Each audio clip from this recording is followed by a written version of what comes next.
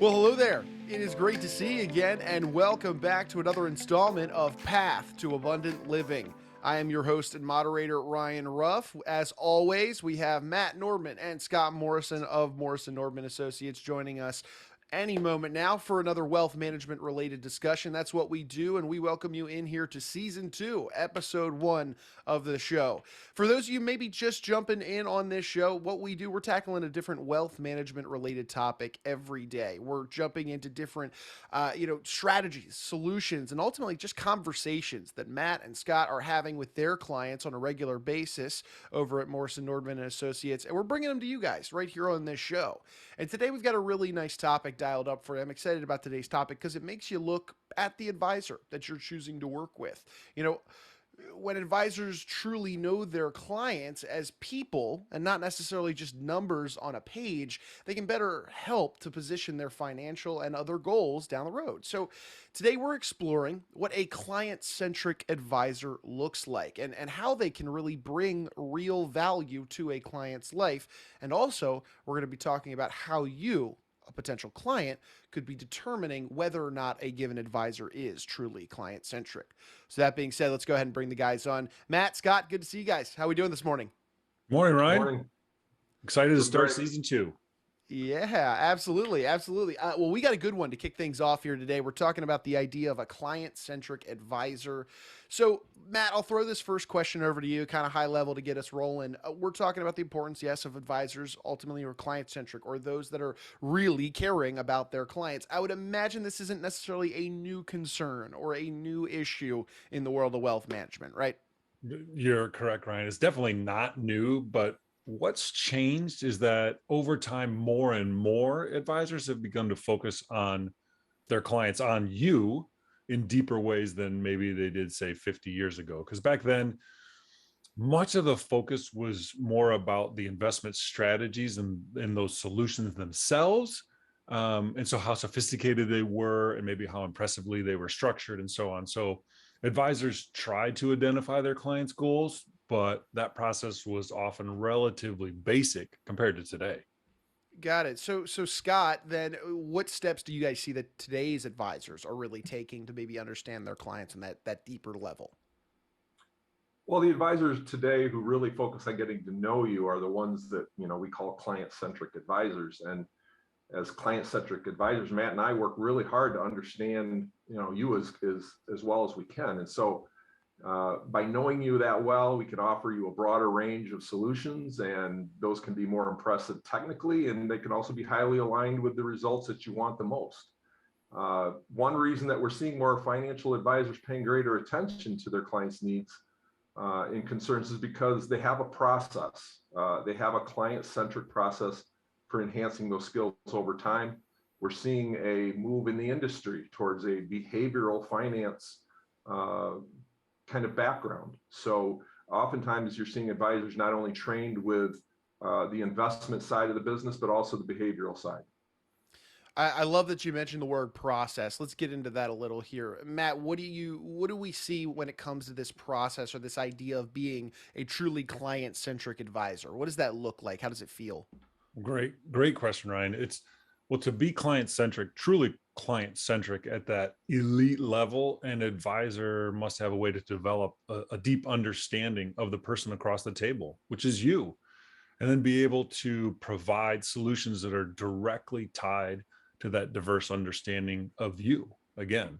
And to get to that level, however, there has to be a foundation of characteristics on which to build. And so on a base level, you should be looking to see whether an advisor possesses 3 qualities that will tell you that you're on the right track. And the first one is caring. Advisors must sincerely and earnestly care about your well-being. You are the person. And so your welfare always comes first, and advisors must care about you as a person and what really matters in your life. And the second one is they should be curious, and they should be interested in you in a positive and supportive way. And they're motivated to learn all the relevant facts about you, because the recommendations that they make can then be much more intelligent and relevant. And so this usually means they want to seek to dig deeper in order to obtain all that requisite information. Well, Ryan, the third thing is they should be consultative. A client-centric advisor, their approach to relationships, they look at it reflectively and cooperatively to ensure that your views, feelings, and input are always taken into account. And moreover, these client-centric advisors are excellent communicators. And what we mean by that is they know how to talk to you in ways that you both understand and value. That's a nice little way to boil that down there. This idea of being client centric, the three C's of client centric, a lot of alliteration going on here, but it's that idea: caring, curious, consultative. So, Scott, let me ask you this then, man. If an advisor is all three of those, caring, concerned, consultative, does that mean they are, in fact, a deeply client centric advisor then? Well, it's no question it's a great start if the advisor has these qualities, but in any interpersonal relationship, a lot of people have that kind of charisma initially that you can be kind of enthralled by and taken in by, but do they walk the talk? That's what we're really asking here when we're trying to determine whether somebody's caring, curious, or consultative.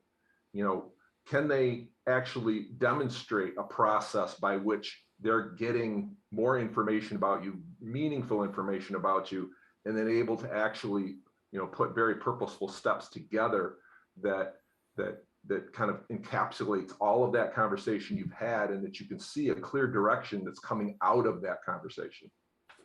Got it. And guys, we've talked on past episodes, about this idea of bringing the human element into play within the wealth management process, and getting to know the client on a granular level to be, client centric. So when we talk about getting to know the client, that really is a big part, that's at the heart of this whole idea of being client centric. You got to know your client. Matt, do you have maybe an example of a process, or maybe questions or whatever that looks like, to get to know that total person, that total client, as you guys say? Absolutely, Ryan. So we use a detailed discovery process that helps us get to know you in 7 key areas of your life. And so it starts with your values. What is truly important to you about your life and your desire for success? And so what are your deep-seated values underlying the decisions that you make to attain all these different things? And so then next we look at your goals. What do you want to achieve over the long run, professionally, personally, as well as practically and audaciously? And third is your relationships. Who are the people in your life that are most important? Family, friends, employees, coworkers, business partners, whatever that may be. And so then we're going to look at your assets. What do you own? Do you own stocks, bonds, real estate, different investment accounts, restricted stock retirement plans? Where are they and how are they held? And then advisors. Who do you rely on for your advice? The financial advisor, the CPA, the tax attorney, the estate planning attorney, the list of professionals goes on and on. And so then the process: how actively do you like to be involved in managing your financial life? And how do you prefer to work with and communicate with all these valued advisors? And then finally is your interests. What are your passions in life, including your hobbies, your sports and leisure activities, charitable and philanthropic involvements, and religious and spiritual proclivities, as well as your children's school and activities? Oh, guys, I love it. I mean, 7 key areas. Boy, does those 7 areas really help you kind of get to be inside the heart of somebody else's life. So, one thing that immediately jumped out to me, though, Matt, as you were rattling those off, is that, looking at somebody's assets, is just one area of that process. So many people thinking, you're my wealth manager. We got to talk about assets. We got to talk about wealth. Well, not only is that just one of those 7 components, it also wasn't even the first one that you mentioned. There's so much more going on here. Scott, what's your take on this idea of how assets is just really one component of a much bigger picture here? Well, obviously, in fact, 6 of the 7 are actually focused on something other than the finances. So, you're going to find yourself talking a lot about yourself as a person, as a spouse, as a parent, and so on. And that's not by accident. That's by design. That's what our process is intended to do. So again, in that discovery process initially, to understand somebody on a deeper level, you might be talking about things that are going to get in the way of achieving what you want to the most. And so sometimes you need to be talking about, the things that inhibit us. And so that can be a conversation that's not always very fluid. It can be something that happens over the course of a couple of different meetings. But we want to know exactly not only what your goals are, but what do they understand about themselves that might actually be a hurdle. Roger that. And guys, we've talked about this idea of a customized wealth plan for every single client. Therefore, I would imagine not every deep dive discovery process like we're talking about here would look exactly like the one before it. Am I correct in saying that? You are exactly correct. So not every client-centric advisor is going to use these exact same 7 categories in his or her process, but the one category that we find especially important and we feel should be part of any discovery process is values. And in fact, we believe that one of the most important conversations that you can have with a financial professional is about your values. And you say, well, Matt, why is that so powerful? Why are values so powerful? It's like they're one of the core motivations in everything we do in our lives. They have a profound impact on every important decision that we make, from what we do for a living, or who we choose to marry, or how we spend our free time. And so our values are tightly connected to the amount of meaning we bring to our lives. So for example, Ryan, say you're a parent and you value your children probably above almost everything else in the world. And as a result, you want to protect them and educate them well and set them onto that smooth path into life. And so financially speaking, you might want to build an adequate education fund for them. And so this is a common goal for a lot of parents. And so, but the underlying fundamental value, it's love of your children. And so as important as values are, however, most people are not really particularly good at articulating them, whether that's to themselves or to others. And so while we act definitively on our values, most of us have not really necessarily thought deeply about exactly what those values are. And that really adept client-centric advisor is going to really help you uncover those values and dig deeper. And so they're going to want to know what's important to you. And so they might say, well, what's important to you, Ryan, about money, or one of the questions. And so you might say security. Well, security means a lot of different things to a lot of different people. And so that back and forth conversation, we can uncover and help then build the plan out and make everything around those values and what is most important to you based on that deep dive discovery process. And so the upshot is, when values and wealth are aligned, the potential for a life infused with meaning becomes more possible. Yeah, Matt, I love that. I mean, and identifying values, while it can seem like, okay, what's important to me, it can seem kind of easy. At the end of the day, it kind of is more difficult than you would think to really internalize some things, think deeply about what matters to you. So having that deep dive discovery process, walking through that process with your wealth manager, I'm sure it can be advantageous in a lot of ways for a client to really maybe even learn some things about themselves. So I love the idea of this client-centric process, guys. We're really unpacking a lot here. And as we're kind of bringing our conversation to a head, Scott, I think it'd be helpful if you could just kind of bottom line it for us then. What can working with a client-centric advisor ultimately help a client do better than they might have been able to do otherwise in the first place? Well, I think it boils down simply to we're looking for people who care about the things that we care about, and not just able to talk about it, but to be able to demonstrate it. And so if you can't walk that talk, then you're probably not going in the right direction. You need to make sure that you have a professional who has a deep understanding of what it is you're trying to accomplish. And then you want to be able to put yourself in a superior position to pursue the outcomes that are best for you. And those outcomes need to be the most meaningful to you. And so for all the people that you care about, it doesn't do us any good to talk about things that are more important to the advisor than they are important to you. So what makes it really important when you're vetting out an advisor is to make sure that, number one, they have a discovery process, that it's a purposeful process, and that it has clear and precise steps that you're going to take to demonstrate that.